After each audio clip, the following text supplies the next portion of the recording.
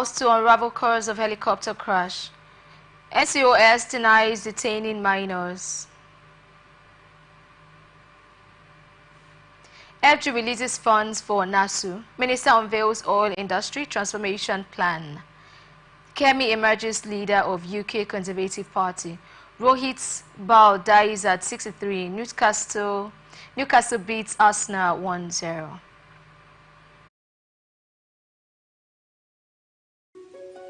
The people of Maiduguri need your help. A catastrophic flood has engulfed the city, leaving over 1 million residents stranded and fighting for survival. Entire communities are submerged, with people trapped inside homes and on rooftops cut off from food, clean drinking water and essential supplies. Health experts are warning of a potential outbreak of deadly diseases, and medical facilities are out of commission. The situation is dire. Helicopters, boats and high-riding trucks capable of navigating the treacherous, waterlogged areas are urgently required to reach the countless men, women and children still awaiting rescue. The Nigerian media is issuing a desperate plea to the government, humanitarian organizations, international actors and citizens across the nation. Step in now, before it's too late. For more information on how you can help, contact Professor Usman A. Tar, the Honorable Commissioner for Information and Internal Security, Borno State, on 0809-233-3955. Every second counts. This is powered by Atlantic Television Network.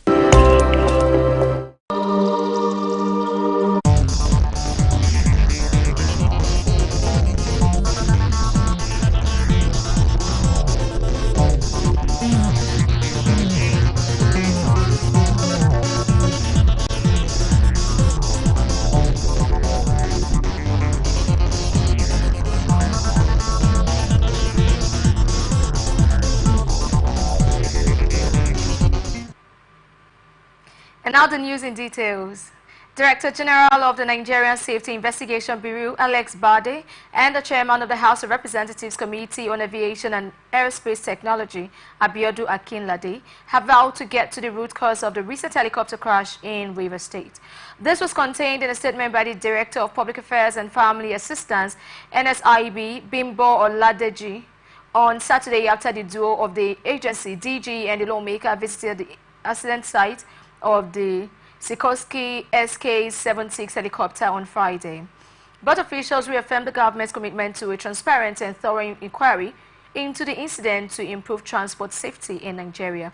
Recall that the helicopter operated by East Wind Aviation ditched off the coast of Bonny Finima on October 24th while transporting 8 persons, among which were 6 staff of the Nigeria National Petroleum Company Limited. Since the incident, the NSIP, with support from local and international partners, has coordinated a search and recovery mission to locate wreckage and examine the circumstances of the unfortunate incident. Defense Headquarters says the troops of Operation Delta Safe destroyed 98 illegal refining sites across the Niger Delta region in the last 1 week. The Director of Defense Media Operation, Major General Edward Buba, made this known while giving updates on the operations of the armed forces in a statement on Saturday in Abuja. Buba said the troops also discovered and destroyed 46 crude oil cooking ovens, 11 dugout pits, 72 boats, 21 drums, 30 storage tanks during the period. He said that the troops also impounded 1.09 million liters of stolen crude oil and 873,510 liters of illegally refined AGO and denied oil thieves an estimated sum of 1.2 billion naira. According to him, other items recovered including 4 speedboats, 1 tricycle, 4 pumping machines, 1 outboard engine, 2 motorcycles, 2 mobile phones and 3 vehicles, amongst others. Bubat said the troops had between October 23rd and October 27th intercepted and apprehended 5 suspected violent pipeline vandals, including militant leader identified as Mr. Eddie Ediedumokoma Kokoroko in Delta and Bayelsa States. He said troops also arrested 4 suspects and recovered 2 AK-47 rifles, 1 locally fabricated rifle, 3 magazines, 96 rounds of 7.62 by 39 mm ammunition, and 3 small grenade launchers, amongst others. Analysts has voiced that availability of food improves the economy of a nation. Speaking on Atlantic Television Network program ATN Saturday, Public Affairs analyst George Emmanuel said Nigeria lacks leaders that will help to reduce a high level of hunger in the country. To drive these resources to fight against food insecurity or reduce the high level of hunger in Nigeria today. Now, when we talk about empowerment, how sustainable, are there sustainable measures put in place to ensure that you don't just train these women and give them some startup fund and you leave them? There should be continuity. There should be a program put in place that you monitor these women, you continue to provide mentorship for them, you continue to provide some forms of support to ensure that there is feedback. You don't just empower them and you leave them. On his part, Ugochukwu Ifeanyichukwu said most empowerment programs done in the country are politically motivated. If you don't have an aim and objective, you will achieve nothing at the end of the day. We have one of the CSOs in Nigeria is talking about follow the money. You know, Nigeria don't have a database. No apologies to that. We don't have a way of documenting our agendas, our programs, to make sure there is a follow-up. And when you look at all these empowerments, it's politically motivated. That's why I find it so laughable to talk about them. Remember, in Nigeria, we have had Empower? We've had trader money, which was the most shameful aspect of empowerment I've seen all my life. This comes after Honorable Apulum Ete, member of the House of Representatives, launched the third phase of empowerment training in fish and snail farming for at least 100 rural women in Akwa Ibom State. Ezeanono community in Anambra State has announced a 10 million naira reward for any useful information that would enable the police nab suspected cultists for killing over 20 persons in the area. ATN reports that the Nibo incident, which occurred 2 weeks ago, was followed by that of Ifite, a neighboring community, where 7 persons were also killed under similar circumstances. Mr. Jeff Weke, leader of the Ezinano community in Oka South local government area of the state, announced the reward in a statement on Saturday in Oka. Weke, who decried the killing, said it was strange in the area and enjoined the police to collaborate with the people to fish out the culprits for prosecution. The community leader, who is also the chief executive officer of Blue Shield Security Outfit in Oka, lamented on the high level of moral decay among the youth and tasked parents to do more in inculcating good morals into their children.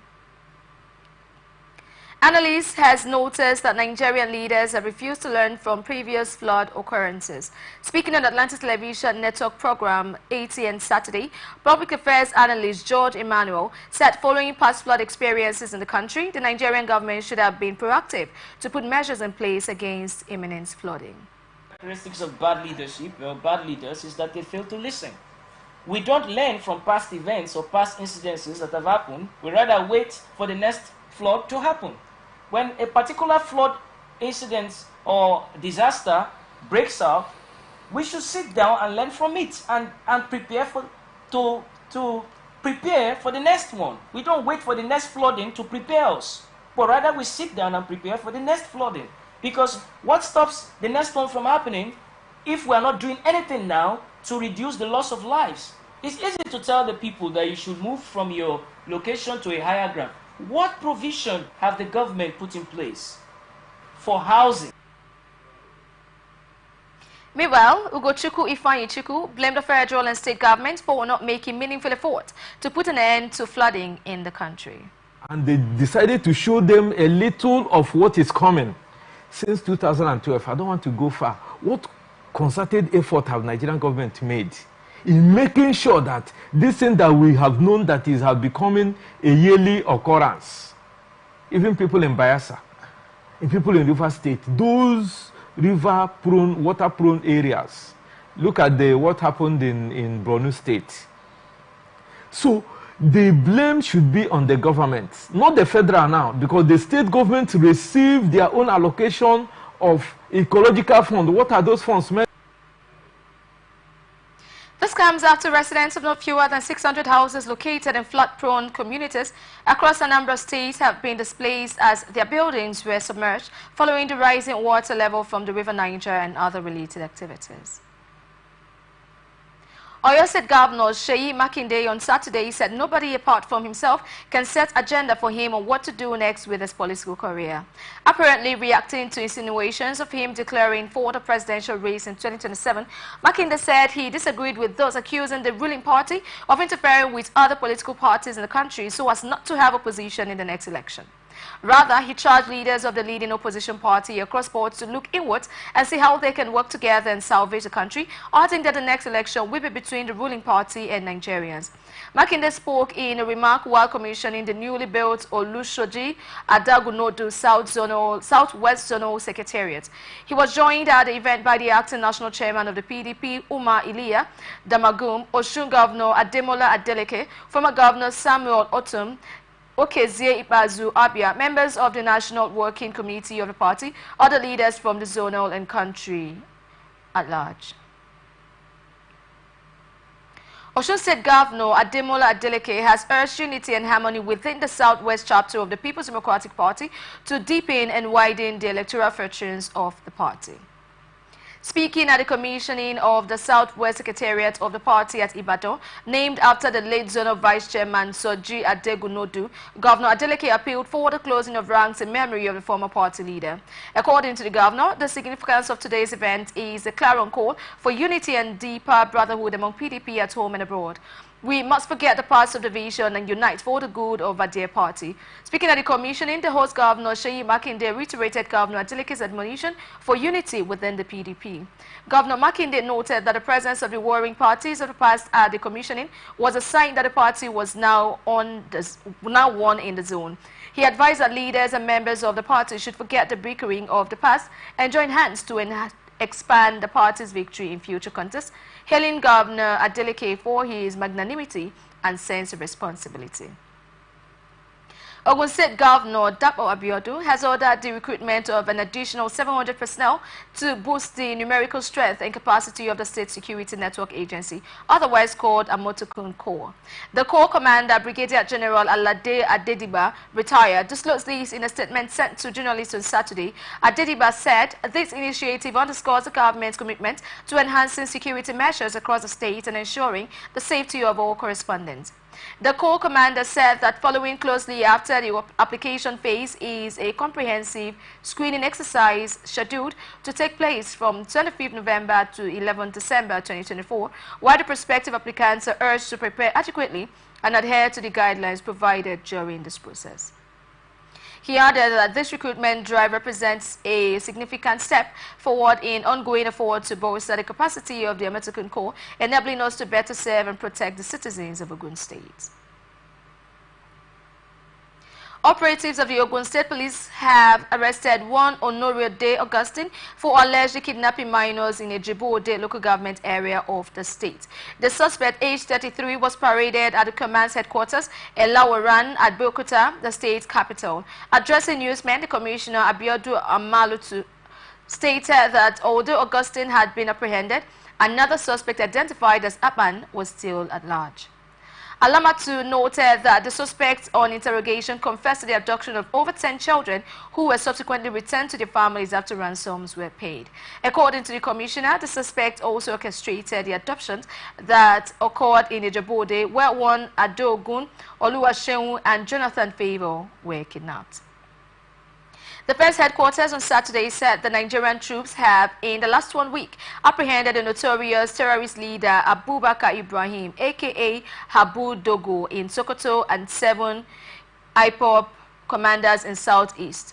The Director of Defense Media Operations, Major General Edward Buba, in a statement said that Habu Dogo was apprehended in Rumuji village in Ilela local government area of Sokoto State. According to him, Habu Dogo is a wanted terrorist on the watch list of security agencies both in Nigeria and in the Niger Republic because of the cross-border nature of his terrorist activities.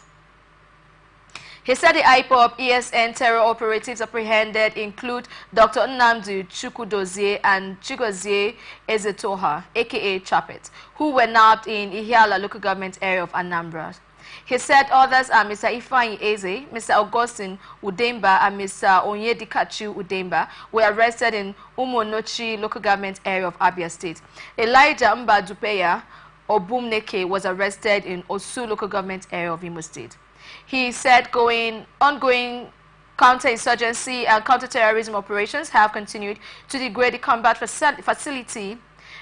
capacity of terrorists across the country.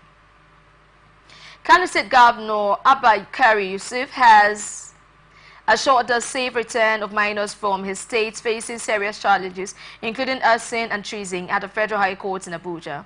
The group, totally 76 suspects, was arrested during August and bad governance protests for alleged acts of vandalism, attacking police and chanting anti-government slogans. Many of the suspects are minors. However, during the arraignment in Abuja, some of these minors reportedly collapsed while waiting in the courtroom, causing a commotion. Responding to the situation, Yusuf took to his experts to address the distressing developments, announcing immediate intervention from the Kano State government. Governor Yusuf further shared that he has directed Kano's Attorney General and Commissioner of Justice to act without delay. Benue State government and the Nigerian Labour Congress have dismissed speculations that it plans to pay state civil servants 40,000 naira as minimum wage against 71,000 naira signed into law by the president. 70,000 naira. Social media platforms in the state were rife with speculations that Governor Alia had, during a meeting with workers, proposed to pay 40,000 naira as minimum wage to civil servants. This was disclosed Saturday by the technical advisor on media, publicity and communications to the governor, Solomon Lupev. He said the Governor Alia administration will not renege in its obligations to pay workers and other cadres of staff their due wages and salaries as approved by law. Lupev described the social media speculations as fake news, as Governor Alia is out of the state on a working visit to China. He collaborated Lopev's claims, saying during the renegotiation, 4 different options were presented to the people, but 40,000 was not among the options. He said all plans have been concluded and it is its implementation that Labour was expecting. People's Democratic Party in Kaduna State has vowed to challenge the validity of the October 19th local government elections across the state in the court. The party condemned what it described as a clandestine swearing in of the 23 local government council chairman in the state by Governor Uba Sani. PDP said the exercise was a shame and an attack on the nation's democracy. ATM recalls that the Kaduna State Independent Electoral Commission had declared candidates of the All Progressive Congress winners of all the 23 chairmanship and 255 councillorship seats in the state. Kadescom chairman Hajara Mohammed announced the result in Kaduna. However, PDP made its position known on Friday in a statement signed by Maria Dogo, its publicity secretary, and made available to newsmen in Kaduna. You're watching the Global News on Atlantic Television Network. We will be back after this break.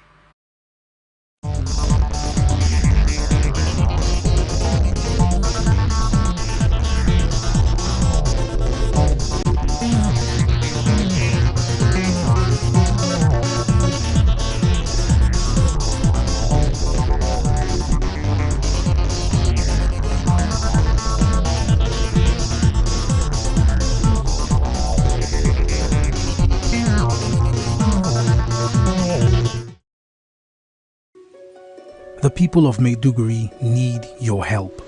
A catastrophic flood has engulfed the city, leaving over 1 million residents stranded and fighting for survival. Entire communities are submerged, with people trapped inside homes and on rooftops cut off from food, clean drinking water and essential supplies. Health experts are warning of a potential outbreak of deadly diseases, and medical facilities are out of commission. The situation is dire. Helicopters, boats and high-riding trucks capable of navigating the treacherous, waterlogged areas are urgently required to reach the countless men, women and children still awaiting rescue. The Nigerian media is issuing a desperate plea to the government, humanitarian organizations, international actors and citizens across the nation. Step in now, before it's too late. For more information on how you can help, contact Professor Usman A. Tar, the Honorable Commissioner for Information and Internal Security, Borno State, on 0809 233 3955. Every second counts. This is powered by Atlantic Television Network.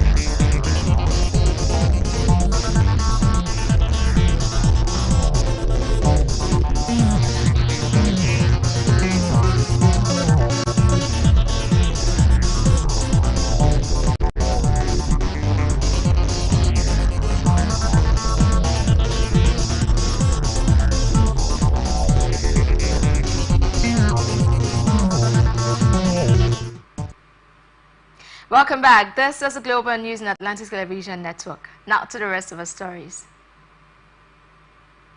Federal government has disbursed funds for payment of outstanding salaries owed to the members of the Non-Academic Staff Union of Federal Universities and benefits to retirees under the Nigerian Union of Pensioners Contributory Pension Scheme. This was confirmed in a statement on Saturday signed by Bawa Mukwa, Director of Press and Public Relations, the Office of the Accountant General of the Federation.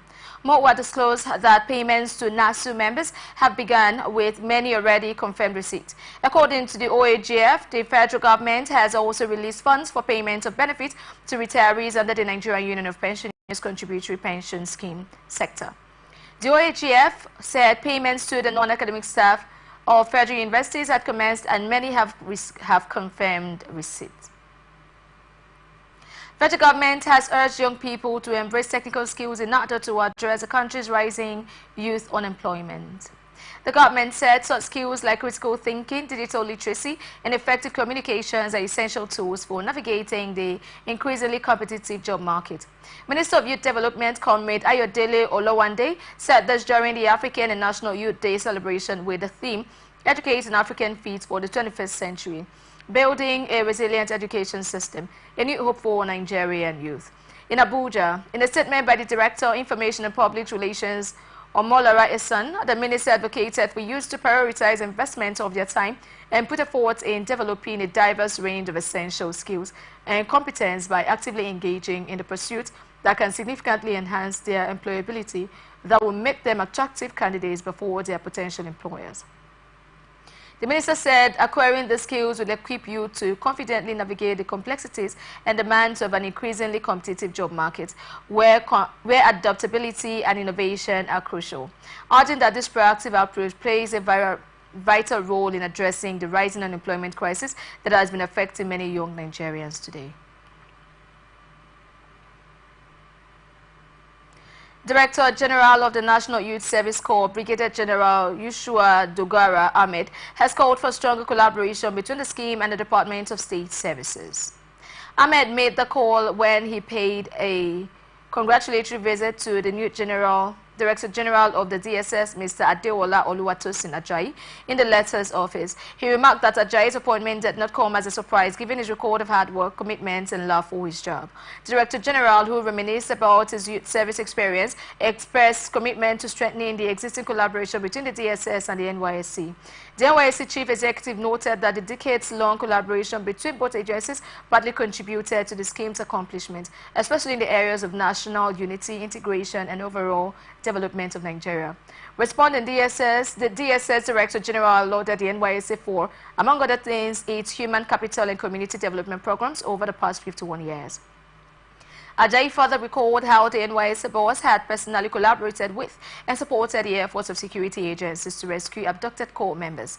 He posited that the welfare of corps members was evidently a matter of great priority for the Director General and the staff of the NYSC. Nigerian Correctional Service has refuted claims that juvenile defendants from the recent End Bad Governance protest were detained in adult custodial facilities at the Kuje Correctional Center in Abuja. Following the arraignment of 76 individuals in connection with the protest, Justice Obiara Egwatu ordered that underage defendants be placed in a bus-style facility while adults would be remanded in standard cells until their bail conditions were met. However, a report soon emerged suggesting that the Kuje facility lacked the required bus-style accommodations. In a statement on Saturday, NCOS spokesperson Umar Abubakar clarified that these reports were misleading and ensured that the service adheres to strict standards when managing juvenile offenders. Abubakar emphasized that the Nigerian Correctional Service Act 2019 mandates that juveniles not be held in adult facilities and that facility superintendents and authorities are authorized to reject new intakes if a center has reached capacity. Abubakar urged the public to disregard misinformation on this issue, reiterating the NSO's commitment to professionalism and respect for human rights. National Association of Nigerian Students has called on President Bola Tinubu to order the withdrawal of all charges against the minors being tried for alleged participation in the End Bad Governance protest. ATN reports that 76 suspects, 32 of whom are minors, were arraigned before Justice Obiara Egwatu at the Abuja Federal High Court on Friday for their involvement in the protest. Justice Egwatu gave the demonstrators 10 million naira bail each with 2 sureties in like sum. The judge further ruled that one of the sureties must be a level 15 public official and the other a parent to the defendant. Reacting to the development, the clerk of the Senate, Nance Abdul-Yakin Odunayo, in a statement obtained by newsmen on Saturday, described the bail terms as excessive and punitive. Nance asked Tinubu to order the unconditional release of the arrested suspects, stating that such move would reflect the administration's commitment to fundamental human rights and national stability.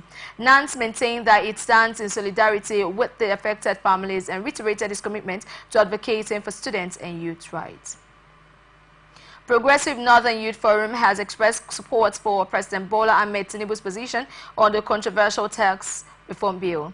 The group said Tinubu's rejection of the recommendation by the National Economic Council on the bill was a good move. The recommendation came after governors from the 19 northern states, along with prominent traditional rulers from the region, collectively decided to oppose the tax reform bills. However, President Tinubu, in a statement issued on Friday by his media aide Bayo Onanuga, shunned the recommendation and urged the NEC to allow the process to run its full course. Reacting, PNYF, in a statement issued on Saturday by Secretary General Abdul Kadir Bala, backed President Bola's decision. Bala emphasized that the position taken by the Northern Governors Forum does not accurately represent the views of the people of the region regarding the tax reform bills. Bala further stated that the Northern Governors want to continue being financially sustained by the federal government without making any efforts to develop their own revenue generation initiatives, adding that there is no evidence to show that the current Northern Governors have effectively utilized all the allocations they have received from President Tinubu's federal government. And now, business news. Federal government has launched Nigeria's National Volunteer Database along with the blueprint of the National Policy on Inclusive Volunteerism. The database, launched through the Nigerian National Volunteer Service under the Office of the Secretary to the Government of the Federation in collaboration with NetView Technology, aims to make volunteerism a central element of Nigeria's sustainable development efforts. According to a statement by the head of communications, NetView Technology, Olubunmi Olorupomi, on Saturday, the initiative, which was launched on Wednesday in Abuja, was themed launching the National Volunteer Database in Nigeria and the blueprint of the National Policy on Inclusive Volunteerism. According to the SGF, George Akume, represented by Director Ifyok Abia, stated that the National Volunteer Database provides Nigerians with structured and easy access to volunteer opportunities which align with the country's socio-economic, environmental, and societal goals. He said the blueprints for the National Policy on Inclusive Volunteerism, approved by the Federal Executive Council in December 2020, offers a detailed framework for organized and inclusive volunteerism across the country. Administered by the NNVS, the policy prioritizes critical areas such as health, education, the environment, and social work. Minister of State for Petroleum Resources, Senator Heineken Obiri, has introduced a strategic plan to address challenges and leverage opportunities within Nigeria's petroleum industry. A statement on Saturday by the Special Assistant on Media and Communications to the Minister, Nnemeka Okafor, revealed that the Obiri presented the plan at the cross-industry group meeting in Istanbul, Turkey, while addressing a gathering of Nigerians leading oil producers. The statement noted that Obiri highlighted the oil sector's critical role in Nigeria's economy, noting that it contributes approximately 85% of government revenue and serves as a key source of foreign exchange. He emphasized the need for Nigeria's oil and gas sector to remain resilient, competitive, and profitable. The minister outlined a dual approach for the industry's future, focusing on maximizing crude oil production while supporting a transition to cleaner energy.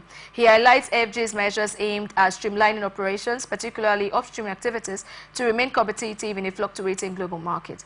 The minister also urged industry players to embrace investment in cleaner, more sustainable methods, stressing that Nigeria's transition will remain pragmatic and focused on local priorities. The minister reported ongoing effort to protect Nigeria's oil infrastructure through enhanced security measures. European Union and the German government have launched the third phase of the Nigerian Energy Support Program, a £17.9 million fund aimed at driving investors in renewable energy efficiency, and rural electrification. This phase will enable 1,500 Nigerians to gain access to electricity and 30,000 to clean cooking gas, while generating an additional 8 megawatts of electricity. At the program's launch and steering committee meeting, the EU's head of section for green and digital economy highlighted the EU's ongoing support for Nigeria's sustainable energy ambitions. Deputy Ambassador of Germany, Johannes Lehn, reiterated Germany's commitment to supporting Nigeria's energy transition targets. Len noted that the third phase of NESP was initially commissioned by Germany's BMZ with £8.9 million in May 2024, with an additional £9 million recently contributed by the EU to expand the program's scope. The Permanent Secretary of Nigeria's Federal Ministry of Power, Mahmouda Maman, expressed gratitude to the EU and German governments for their continued partnership, emphasizing that their support was critical to achieving energy security in an affordable and sustainable manner. Up next is international tidbits. Guinea's junta leader Mamadi Doumbouya has elevated himself to the rank of Army General as the coup hit West African country marked the creation of its all-powerful armed forces.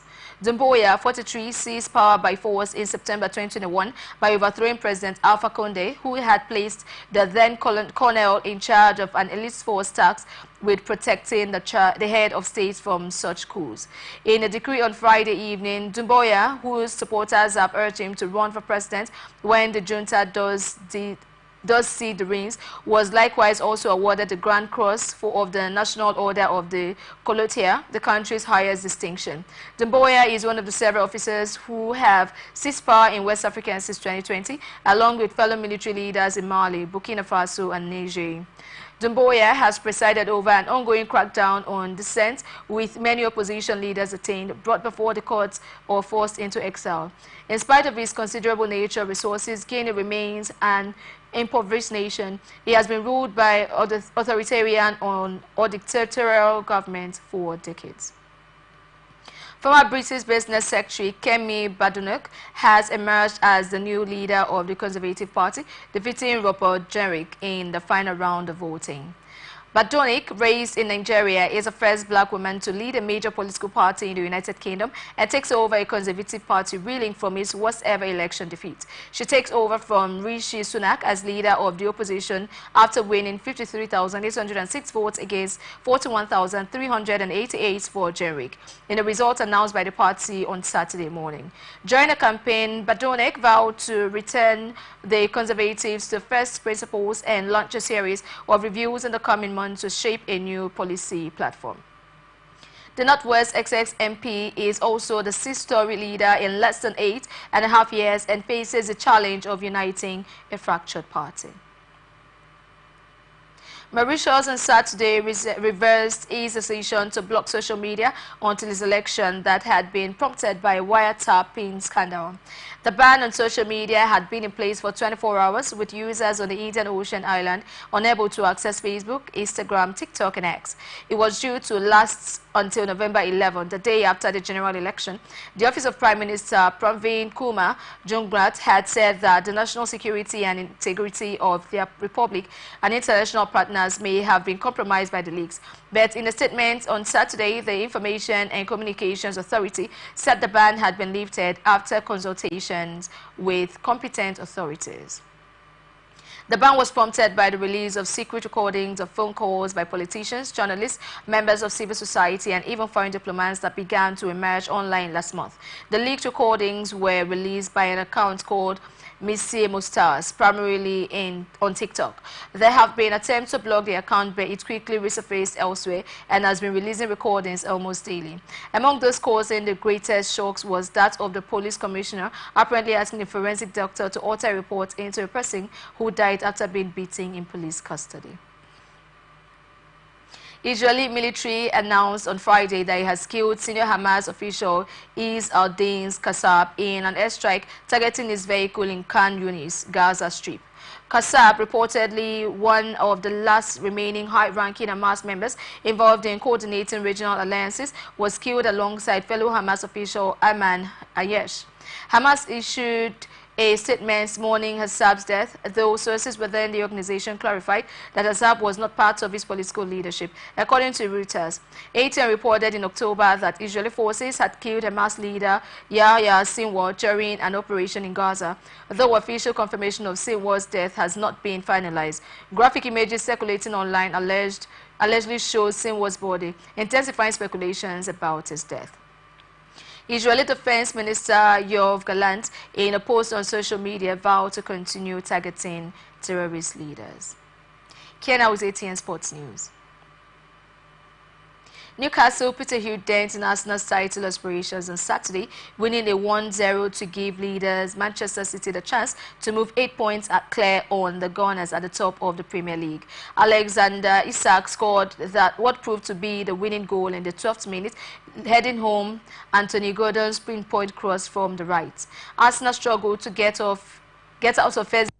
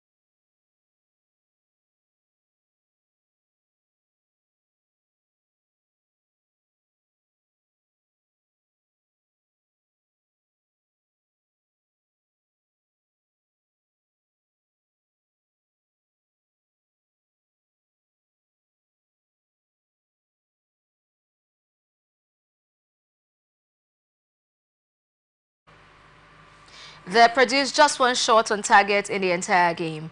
Mikel Arteta's men have now picked up just 1 point in their past 3 games as their title push quickly runs out of steam. If defending champion City win at Bournemouth later on Saturday, Manchester City lost 2-1 at Bournemouth on Saturday, ending their 32-match unbeaten run in the Premier League. Bournemouth scored an early goal against the injury hit defending champions through Antonio Semenyo, and Evanison doubled the lead in the 64th minute before Josko Grandiol pulled one back. The Premier League champions were evidently not their usual dominant selves and went 1-0 down through an Antonio Semenyo goal in the 9th minute. Bournemouth doubled their lead in the second half, with Evanson turning the ball past Edison in the City net. In the 82nd minute, Josko Grandiol's goal gave City hope of a comeback, as did late attempts from Erling Haaland and Phil Foden, but neither attacker was able to find the back of the net, and City was dealt their first loss of the season.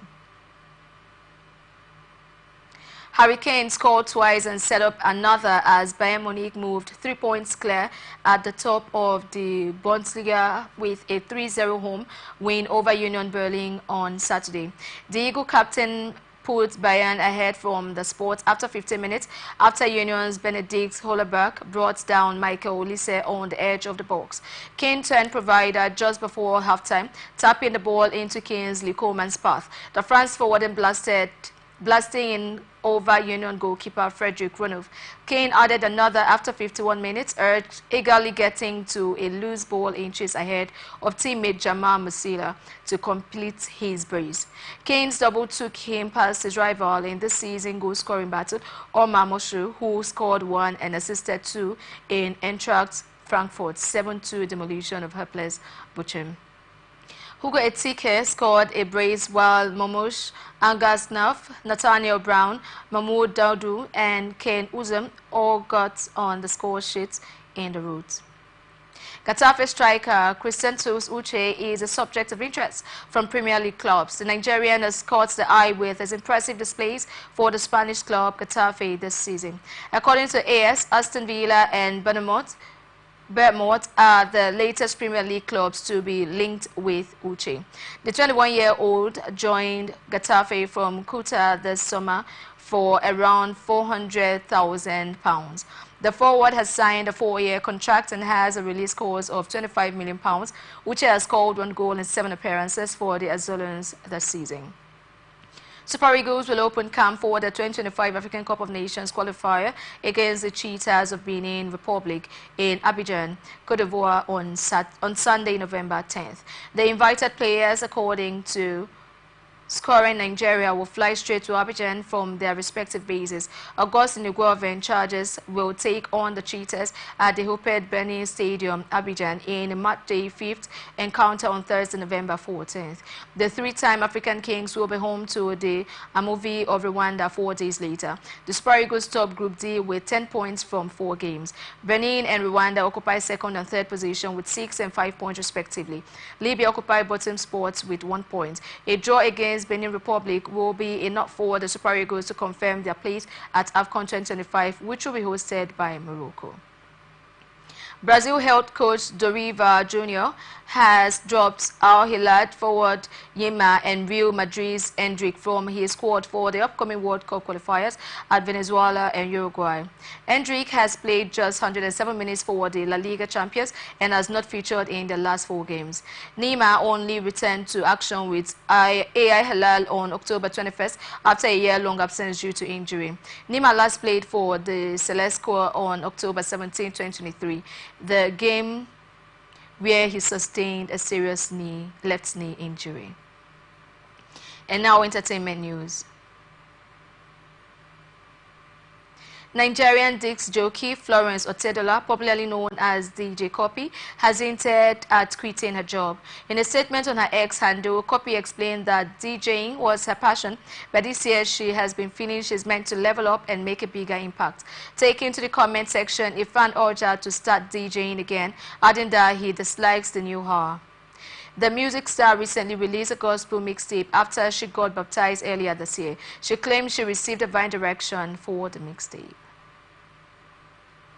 Nollywood actor and film producer Kunle Afolayan has lost his mother, Omoladun Afolayan. Omoladun died at the age of 81. Kunle Afolayan confirmed her death in a post on his Instagram page. He said his mom lived a good life and she is resting. His brother, actor Gabriel Afolayan, also mourned their mother, sharing, "Home is not cool. We lost a very dear one." Rohit Bal, one of India's best-known fashion designer, died late Friday after a prolonged illness. The Fashion Designers Association in the country announced. Media reports said he died at the age of 63 after a long illness.